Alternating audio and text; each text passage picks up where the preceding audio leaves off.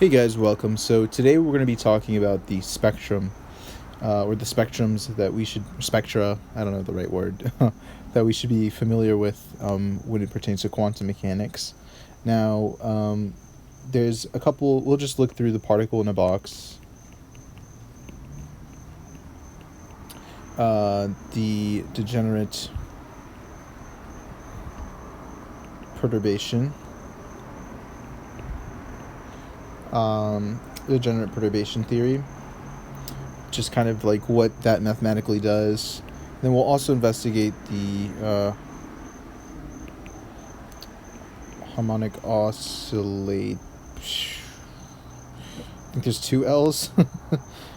Oscillator. Yeah, and it's the quantum harmonic oscillator. So we'll look at these three things, and we're just going to show that they're going to arise from a single mathematical principle, which is that quantum states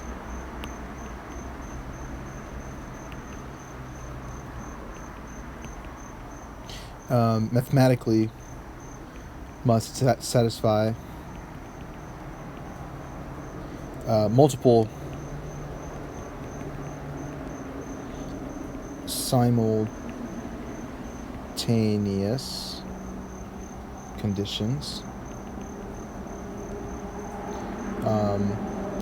and only a discrete set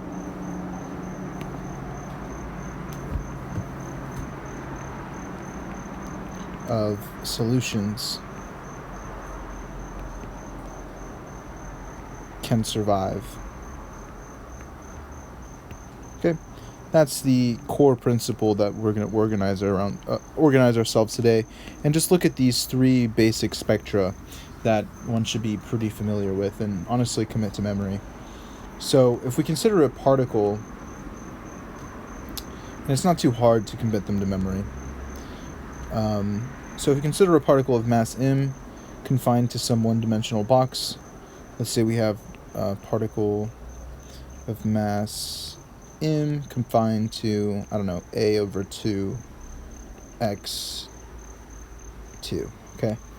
With perfectly rigid walls. Inside the box, the potential is, let's say inside, the potential is equal to 0. So the time-independent Schrödinger equation will look like the Hamiltonian operator acting on the wave function to give the energy eigenvalues, where the operator itself happens to be negative h bar squared d by dx squared. Okay, so for the energy to be 0, we can define for energy greater than 0, we can define some wave number that gives us 2n squared over e to h, such that we can say the second derivative of this wave function should be equivalent to this wave number squared. And the general solution of this will just look like a superposition of plane waves. So it would just be, cosine kx plus some b constant sine of kx. And so far k is really allowed to be any positive real number, and the energy itself would appear continuous. But the critical extra ingredient that we're going to require is that the wave function itself has to go to 0 at the boundary. Same thing for this. So that's a very important constraint, because if we substitute this into the general form, if we substitute these conditions into the general form here, one would have a cosine ka to minus b sine ka over 2, okay? It's equivalent to 0. And also we would have the cosine Ka over 2 plus be sine Ka over 2 to be equivalent to 0.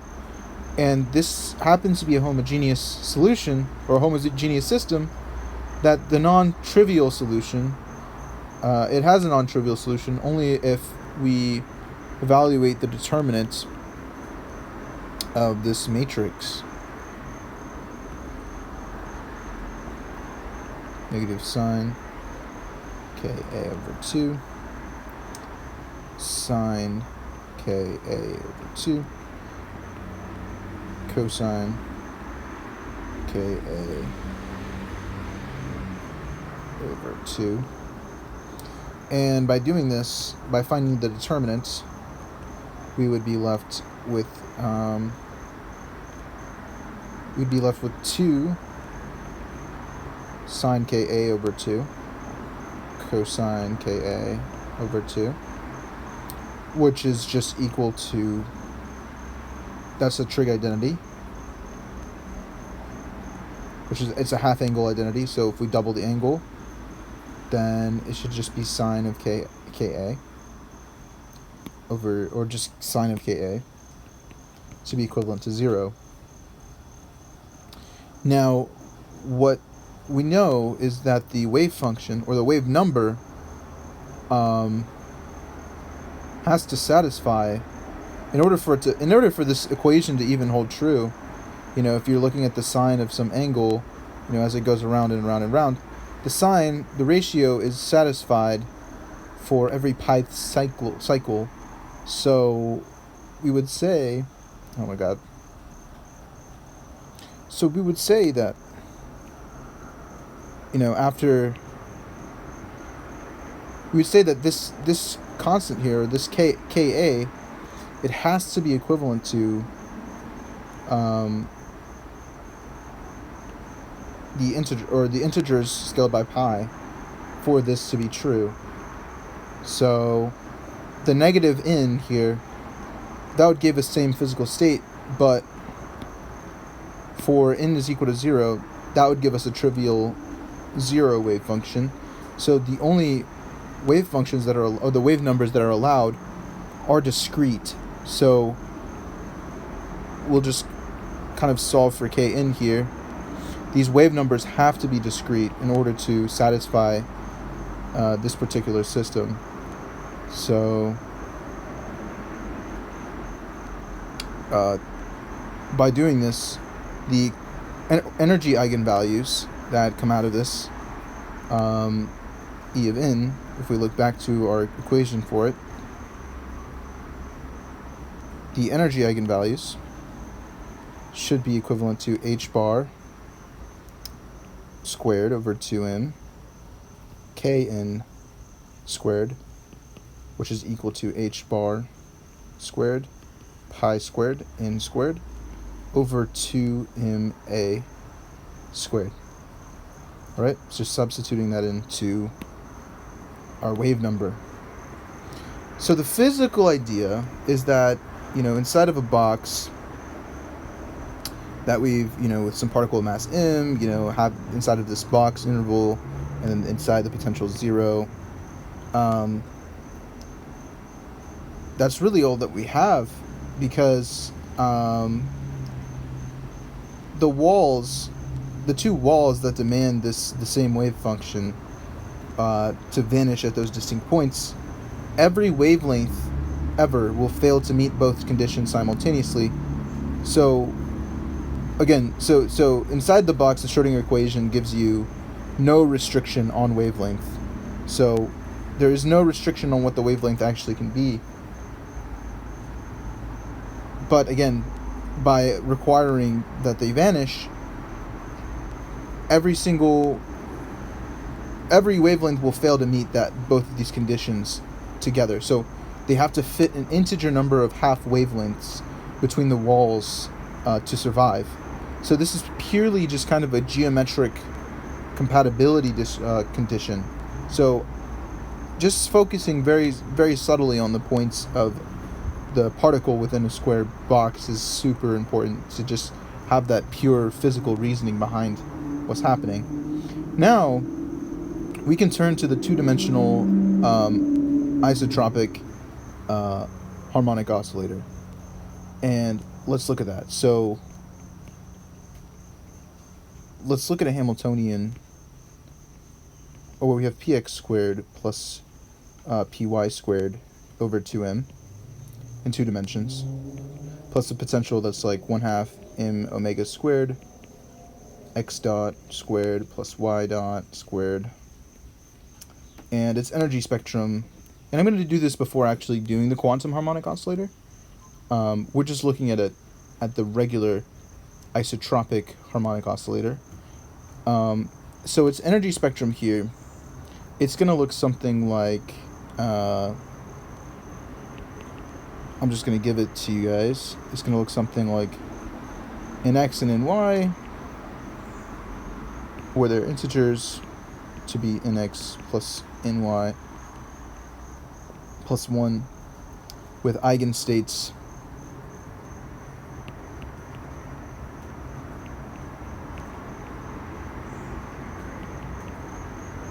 in x and in y. The first excited level is always going to be in x plus in y is equivalent to 1, and we would say that it's said to be doubly degenerate.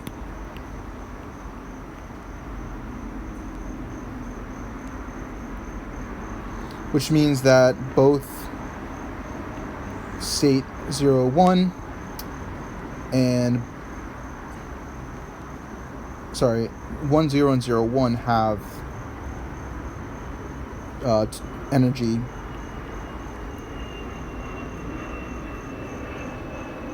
there's a plane going by. They have energy E1 is equivalent, and there's a race car. Anyways, not a race car, just a car that thinks it's a race car. So, so we have, for the first energy level, it should have that, right? And, if we were to do a small perturbation that would break, if we add a small perturbation that's, they're both kind of chilling on this energy level, but we want to break the rotational symmetry, what we can do is create a potential lambda of m omega squared x hat y hat, where lambda is just a lot smaller than 1. So because this unperturbed level here is degenerate, and both of them are occupying the energy level, we can't use a simple non-degenerate perturbation theory. So the perturbation may actually mix the two states. So the recipe is to diagonalize this operator inside of the degenerate subspace. We can introduce the ladder operators here. So for h bar over 2m omega being an ax dagger.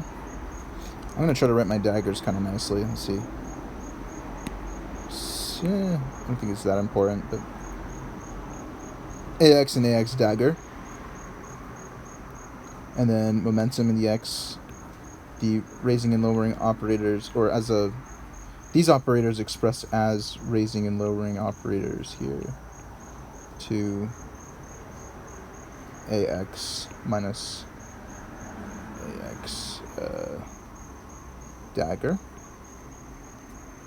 All right. And then similarly for y, it would be the same thing. But you could have that the operator here, this introduced small perturbation, should be equivalent to lambda h bar omega over 2 times the product of ax plus ax dagger times ay plus ay dagger. Once these things are combined, then what we'd be left with is that we want to evaluate the matrix elements in this ordered basis here, just for this simple sake of demonstration. The diagonal elements, if we were to use these states here, which you could go through, and the point of this video isn't to walk through how to use ladder operators, but you'll kind of, if you look at this particular basis, the terms with the equal number of numbers of AX and AX dagger and AY and AY dagger, only these survive, so with equal numbers.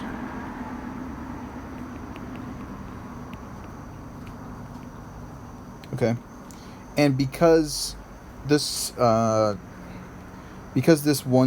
or this 1-0 state has 1 X quantum and 0 Y quanta, then the product itself must create or destroy the same amount of quanta, and that gives 0. So similarly, that's going to give 0, and then similarly for the other way around, this argument holds. So just the even number, the ones with equal numbers are going to survive. The rest of them will cancel out, for the diagonal elements. Okay, so this is specifically for the diagonal elements. Now for the off diagonal elements, for the off diagonal elements, this operator must annihilate an X quantum and create a Y quantum, or vice versa, and then the only non-zero contribution will come from AX AY dagger. This is for off diagonal. So the contributions come from this, and then whenever these are equal, the contributions on the diagonal elements come from this. So this one will act on this state. So annihilate Y and then create X, basically. That's what the dagger does. Annihilate Y, create X, giving this representation. So the coefficient is going to just be, the coefficient here will just be lambda h bar omega over 2. So what we're going to have, or the conclusion that we can make from this, if you were to compute this out, and I'll leave that as an exercise, just so I'm not teaching ladder operators, it's kind of, this is a little bit trying to get towards more physical points here than the mathematical, let's go through all of the ladder operators and raise and lower the states. Okay, so really what's physically important is that we get that this the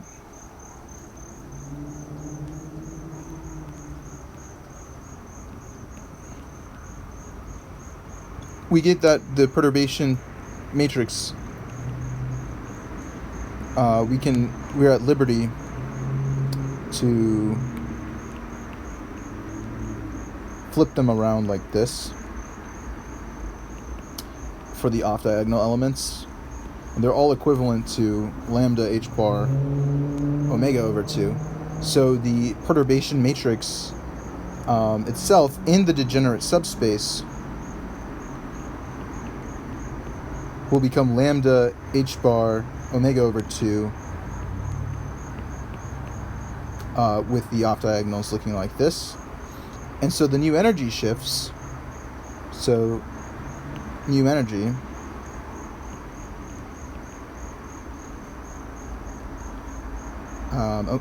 the new energy shifts delta E are going to be found from something called the secular equation, which basically is the secular equation from linear algebra,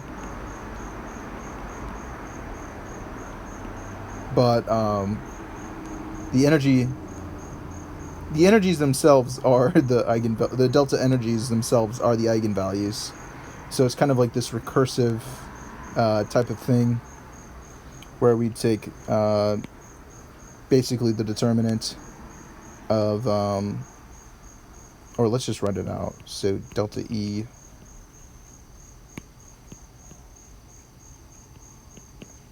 over 2 lambda h bar omega over 2 delta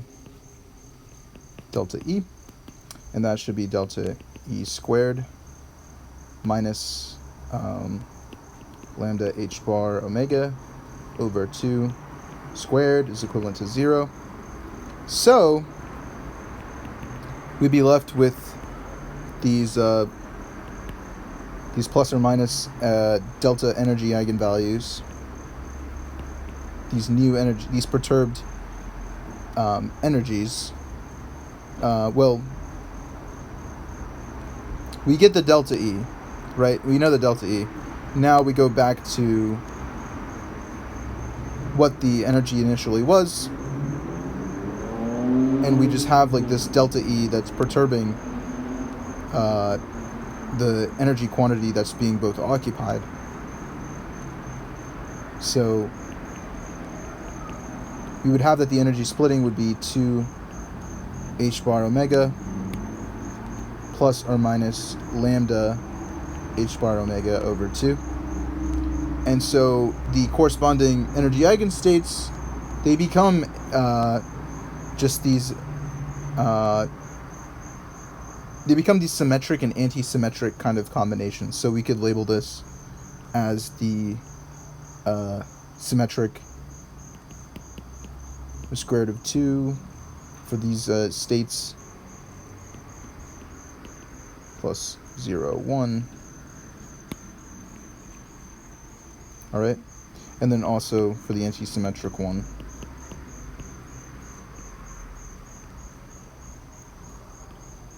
1, 0 minus 0, 1.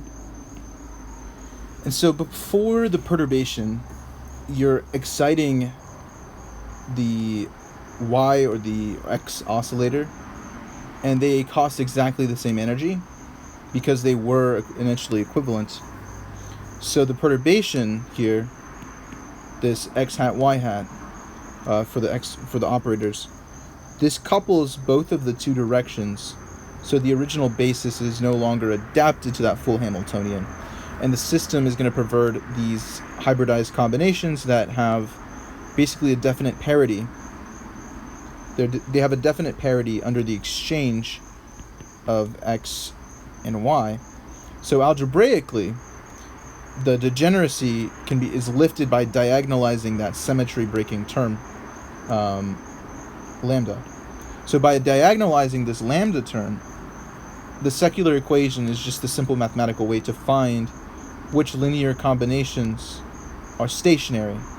Okay? So that's a lot to unpack. Hopefully you understand why I chose the doubly degenerate or the degenerate perturbation theory and splitting by broken symmetry, because that's essentially the crux of what we will be using in more advanced mathematical physics techniques to come. Okay, but I'm trying to approach it from a basic motivation. Okay, now let's look at the quantum harmonic oscillator, or the idea of 0-point energy.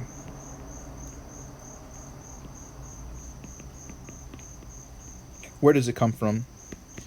And it comes from really the idea of non-commutative algebras forbidding any sense of physical rest or resting systems that are so.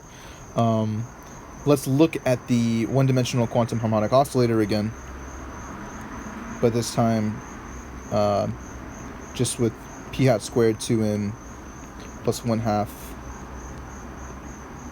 And this time we're just working with one dimension. So classically, the lowest energy state is going to be the particle at rest at the origin with, E is equal to 0. classically, right? If you have some oscillator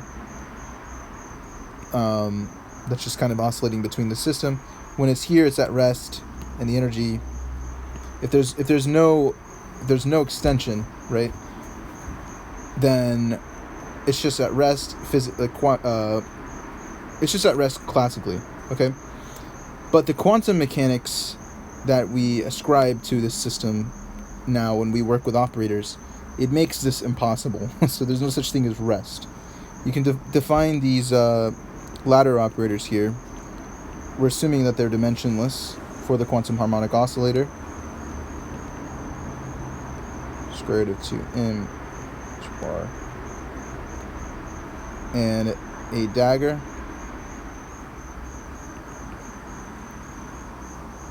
mw over 2h bar x hat plus I 2m h bar omega p hat. Now, by using the canonical commutation relation, it would be a good exercise to show that a hat and a hat dagger. God, I'm doing so horrible with the daggers. Ugh. A hat and a hat dagger. Their commutation should be 1. Okay. So when you choose to do this, it gives us this dimensionless kind of quantity that their commutation relation is the identity. What we can do now is express the Hamiltonian in terms of these raising and lowering types of operators. And so if we basically expand a dagger and a, we should be able to get mw over 2h bar x hat squared plus 1/2 2m h bar omega p hat squared minus 1/2. That kind of gets put there. So once we have this quantity, you would just do some algebra to show that the Hamiltonian is h bar omega over a dagger a plus 1/2. Now define something called the number operator. So the number operator looks like in hats. And this looks like just taking psi with a dagger a psi, which ensures that the magnitude of basically that the norm of of just a acting on psi squared is greater than or equal to 0. All right. Therefore, the expectation value. So this is kind of like the number operator itself. Basically, kind of allows us to make sure that this value here is non-zero and it's positive. Okay, so that's important shorthand for getting us to the fact that we can express the Hamiltonian, or the expectation value of the Hamiltonian, as equivalent to h bar times the expectation value of this number operator plus 1/2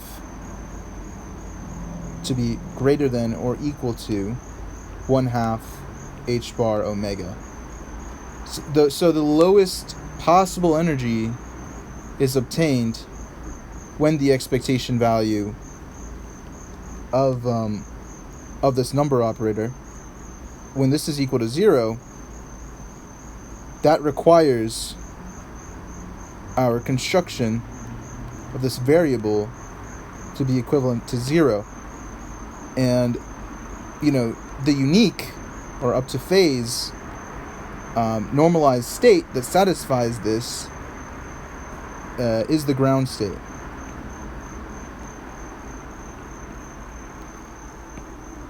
So if you go back, and if you were to show this, the ground state itself is the only thing that could get us out of the that could represent the wave function in such a way. So this gives us the 0 point energy, e to the 0, or E0, is 1/2 h bar omega. So why? I guess the question, right? Why can the oscillator not simply be at rest? So the algebra itself, x hat, p hat. This is what we're saying. I hat, ih bar. What this does is it forbids a state where both x hat and p hat have sharp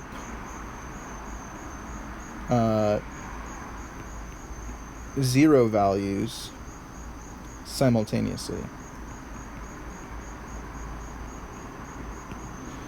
And what that means is, to minimize the energy, you have to make both x hat squared and p hat squared as small as possible. But Heisenberg's uncertainty principle sets a lower bound on the product between both of these observables. So, and even just in general for Hermitian operators, it's a statistical theorem. So the ground state strikes the optimal balance, leaving this irreducible jitter, if you will, this intrinsic jitter of the energy level, and the discreteness appears not from just the boundary, but from the non-commutivity. Basically, the discreteness of that energy level of this ground state itself comes from the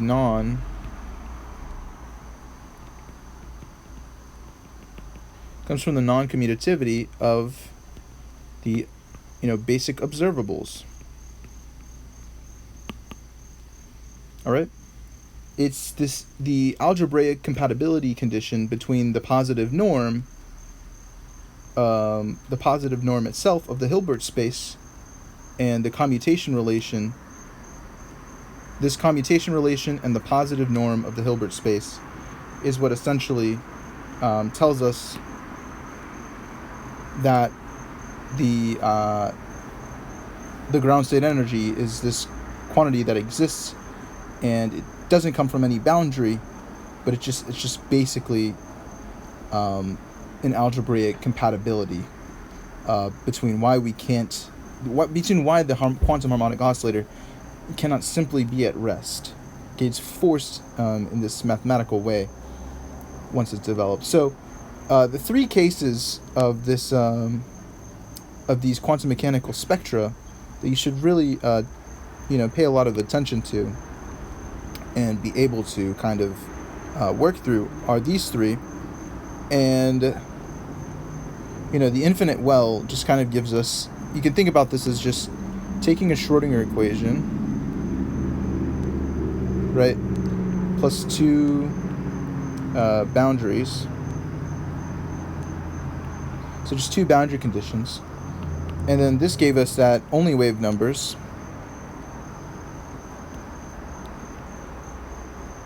K in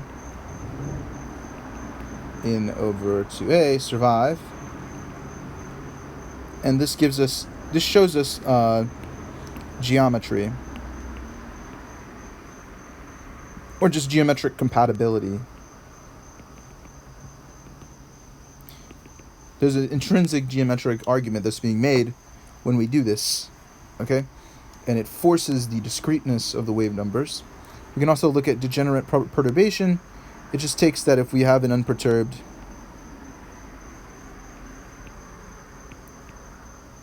degeneracy, where we can have two occupations of that same energy level, plus a symmetry breaking,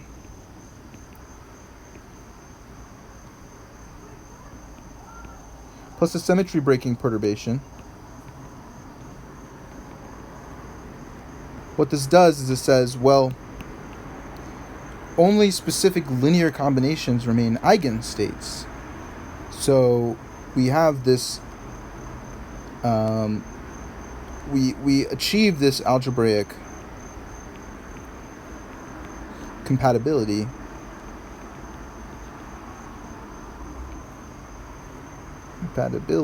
Jesus.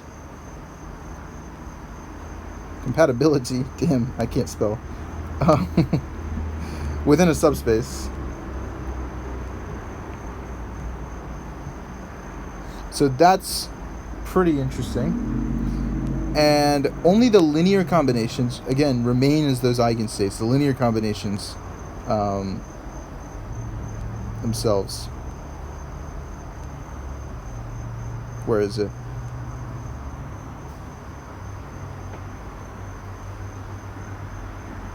Yeah, here we go.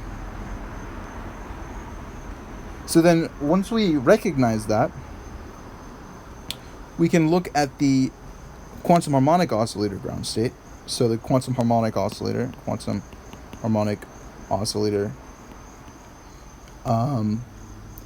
this gives us a positive norm Hilbert space.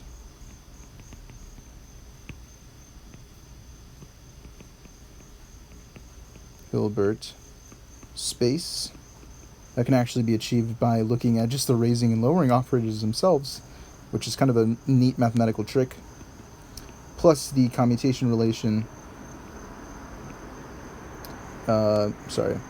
giving us IH bar.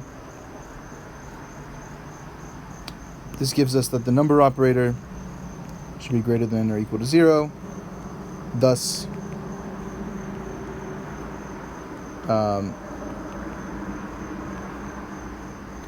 they should evaluate in such a way that the energy is greater than or equal to 1/2 h bar omega. And so this makes sure that we just have that the algebra of the operators, I guess, are compatible. So there's a lot of lessons to learn from these very basic spectra. So you can have this continuous set of naive mathematical possibilities that we can just kind of narrow down to a discrete set by imposing additional physical requirements. So again, the infinite well will make this quantization visible as these standing waves kind of conditions. And then the doubly degenerate, or just degenerate in general, probability theory, perturbation theory. Where is it? Oh, it's up here. Yeah. The perturbation theory itself just gives us the algebraic splitting of the identical energies, and then the harmonic oscillator reveals as this irreducible consequence of the non-commuting observables. So the overarching message here, the physical message, or mathematical message, both of them, I mean, there's kind of a lot of signal in both the mathematical and the physical message here, which is that the quantum states themselves are solutions of these simultaneously compatibility statements. These compatibility statements are super important because boundaries, symmetry breaking terms, commutation relations, these are all filters that eliminate almost all other candidates. So the discreteness is really what remains when a wave or an operator or the constraints of the physical world all have to agree at once. So thank you guys for watching this video. Hopefully it was helpful, and I'll see you guys next time. Let's kind of, maybe I can give a little hint of what we're going to be doing next time. But we will be doing Zeeman splitting and those kinds of things, rotational symmetry, time reversal, Kramer's degeneracy. All right, so that's next. We're getting deep into the pure quantum mechanics. Peace out.